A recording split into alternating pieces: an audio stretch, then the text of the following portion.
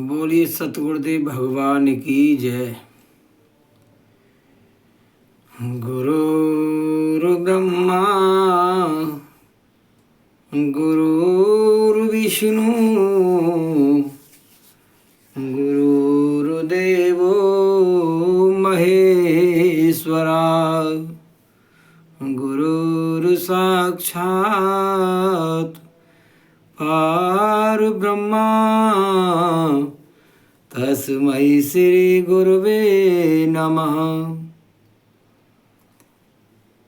तो आज के प्रसंग में हम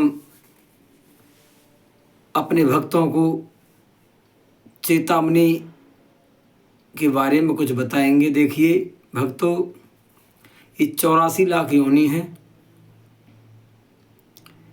इन 84 लाख योनियों में से हमें बड़े नसीब से, बड़े भाग्य से मानव का चोला मिला है। तो प्यारे भक्तों में मैं क्या, बड़े बड़े विद्वान बताते आ रहे हैं। कुछ थोड़ा सा समय प्रभु के लिए निकालना अवश्य चाहिए। क्यों कि हमारा जीवन उसी के लिए बना है, उसी के लिए जीवन बना है और उसी के लिए हम पृथ्वी पर आए हैं। 24 घंटे में 12 घंटा तो हम सोने में और घर परिवार में बिता देते हैं, बाकी घंटों को हम अपने रोजगार में बिता देते हैं। तो उस परम पिता परमात्मा का भी ध्यान अवश्य करना चाहिए। हमारा जीवन तो उसी के लिए ऊपर से चुन करके आया था, पर यहाँ आकर के हर मानव भुला देता है।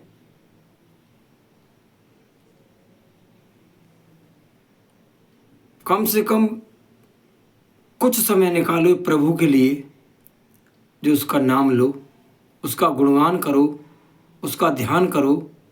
अगर आपको जीवन में खुश रहना है तो सबसे पहली बात, सर्वश्रेष्ठ, इससे भी पहले अगर आप कुछ नहीं कर सकते तो अपने माता पिता के चरणों में नमन करो। प्रातःकाल उठ के उनकी सेवा करो। अगर हमारे जीते जी माता पिता का दिल दुख गया, और जिन माता पिताओं ने हमें पाला पोसा है, जिस माँ ने हमें 9 मास अपने गर्भ में रखकर और खुद गीले में सोकर के सूखे में सुलाया है, और उन्होंने हमें इतना बड़ा कर दिया, और हम ऐसी पूज्य माता को भूल जाते हैं और उनके दिल को दुखाते हैं, तो हमारा जीवन बेकार है, धिक्कार है हमारा जीवन पृथ्वी पर। उनका जीवन में कभी भी दिल नहीं दुखना चाहिए। और जिन माता पिताओं का जिस बच्चे से, जिस बालक से दिल दुख गया, उसकी तीर्थ यात्रा, पूजा पाठ, भजन, यज्ञ, दान सब बेकार है। सत्य है। जिस माता पिता ने ये कह दिया कि हे परमपिता परमात्मा, ऐसा बच्चा मुझे अगले जन्म में भी मिले, तो ये समझ लेना कि आपका जीवन सफल हो गया और आप जीवन में कभी दुखी नहीं रह सकते। ये सत्य है। और जिन माता पिताओं ने हमारे जीते जी ये कह दिया बच्चों के सामने कि याते तो मैं बिना बच्चे के ही ठीक था, तो ये समझ लेना, कितना भी आप भाग दौड़ कर लेना, कितना जीवन में पैसा कमा लेना, कितनी भी तीर्थ यात्रा कर लेना, कितना भी दान कर लेना, वो करा धरा सब बेकार गया, और हमें नरक यात्राओं से कोई बचाने वाला नहीं है।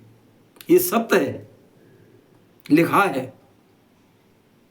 भगवान के भजन से पहले माता पिताओं को नमन, माता पिताओं का आशीर्वाद, माता पिताओं की सेवा है। भगवान को एक बार पूजो या मत पूजो, पर माता पिता को अवश्य पूजना चाहिए। माता पिता के ही चरणों में चारों धाम शास्त्रों के अनुसार बताए हैं। बोलिए बांके बिहारी लाल की जय। सत्य है।